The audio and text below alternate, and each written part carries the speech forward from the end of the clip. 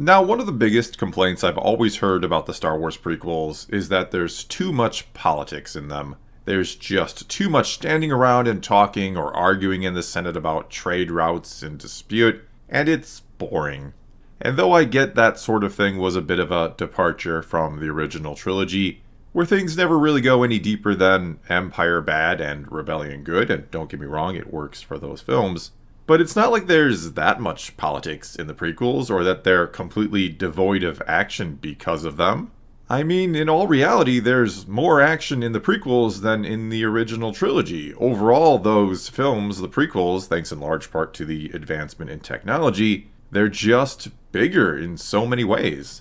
Which isn't to say they're automatically better because they're bigger or anything quite like that. But the idea that the prequels are bogged down by politics, that a few scenes here and there where we learn the state of the galaxy makes them slow and boring, has always been a strange criticism to me.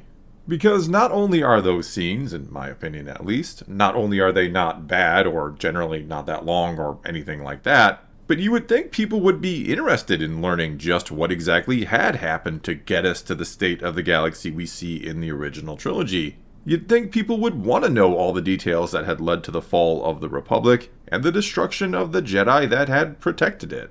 And sure, I guess George Lucas could have opted for the answers to those questions for Palpatine's ascension to Emperor of the Galaxy, to simply be that blunt force, no pun intended, had won the day for him. George Lucas could have had it where Palpatine and or the Sith, they just had a bigger and better army and or navy, and were more powerful in general and had gone toe-to-toe with the Republic and Jedi, and won an all-out war against them and conquered the galaxy that way. The Clone Wars could have simply been Palpatine making clones of the Jedi, armies of clones of Jedi, and winning with them. And though, sure, there's every chance that a straightforward approach could have been really, really good and exciting and entertaining to watch and wouldn't have required a single scene of politics being discussed. But there's something about the way Palpatine did win that makes his rise to power so much better, and so much more frightening, actually. Because not only did he win and become or declare himself emperor, but he was celebrated for it by those he had essentially conquered. Mainly because they didn't know they had been conquered. Well, Padme knew or understood what was going on, of course. So this is how liberty dies. With thunderous applause.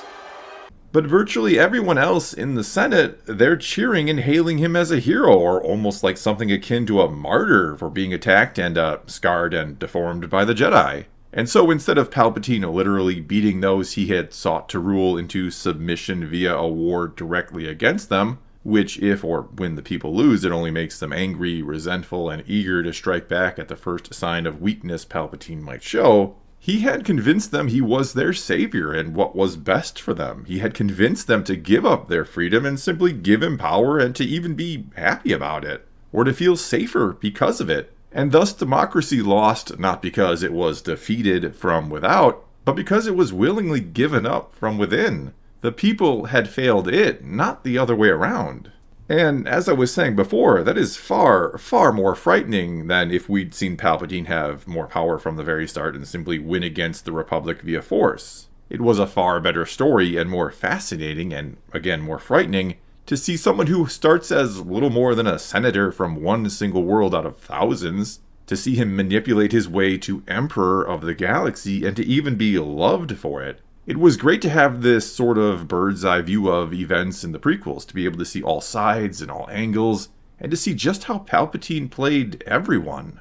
And personally, I would have been fine with more politics in the prequels, because to me, though, sure, there is a lot to love and enjoy about the prequels, as is a lot of things to take away from them, especially in regards to Anakin's story. But for me, a big part of what makes the prequels great was the politics. I'd even say the politics are the prequels, or perhaps I should say the biggest thing George Lucas wanted us to take away from them. Because what I think is potentially the greatest or most important lesson those films try to convey, and it's one that is oftentimes overlooked or completely missed by those who, I guess, tuned out when the political scenes were on and only wanted to see action, they missed the lesson that a system, a political system, even one that in theory is near perfect or fair to all, like we can assume the Republic was after enduring for so long, that it can only be as good or trusted as far as the people running it.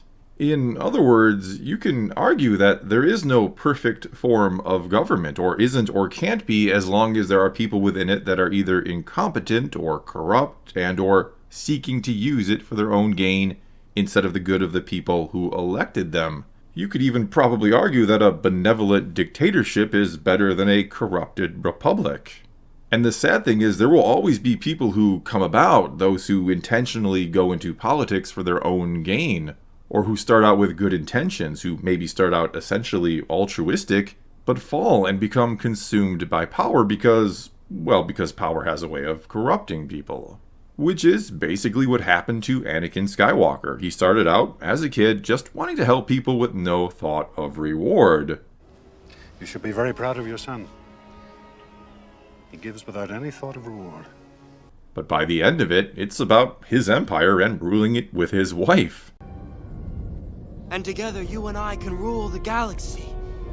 Make things the way we want them to be. Like I was saying a few moments ago, there's a lot to take away from his story as well, where it ties in very nicely with the themes of how there is no perfect system, or one that should be trusted blindly, not when there are imperfect or flawed people that are a part of it or running it. Which was also the problem with the Jedi Order at this time, and part of the reason they fell. They were another system, one that, mind you, had endured for 25,000 years, and been the keepers of peace and justice for all that time. But they too were failed by those running it, not because the idea or ideals and ways behind the Jedi Order itself were wrong or bad, but because the Jedi had, in a sense, lost sight of those ideals or how they should uphold them. And yes, just like with the fall of the Republic, Palpatine played a huge role in what went wrong with the Jedi. Don't get me wrong. They too were outsmarted and outplayed by the greatest Sith of all time. But part of what made that possible, part of what made it the perfect time for the Sith to get their revenge, was the Jedi had become aloof and too sure of themselves, with even Yoda acknowledging this. His abilities have made him, well, arrogant. Yes. A flaw more and more common among Jedi. Too sure of themselves they are. Even the older, more experienced ones. They had also become rather dogmatic. They were more about following the code to the letter and heeding the will of the Senate, rather than following the will of the Force and heeding the needs of the people of the Republic.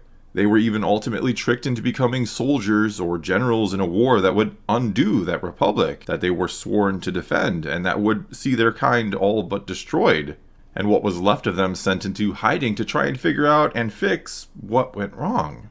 And for some reason that I have trouble understanding, many out there think that part of the point of the prequels was to show that the Jedi way was wrong or inherently flawed all along.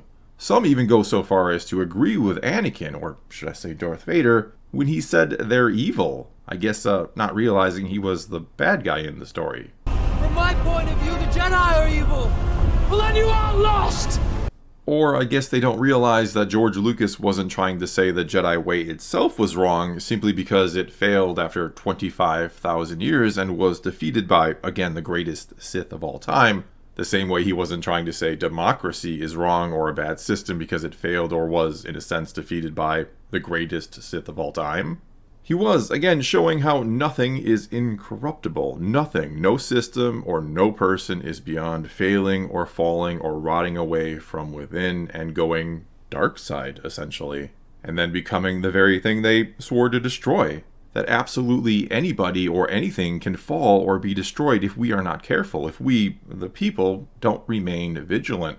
If we become complacent and begin to blindly trust, we too may be cheering and clapping as liberty dies one day.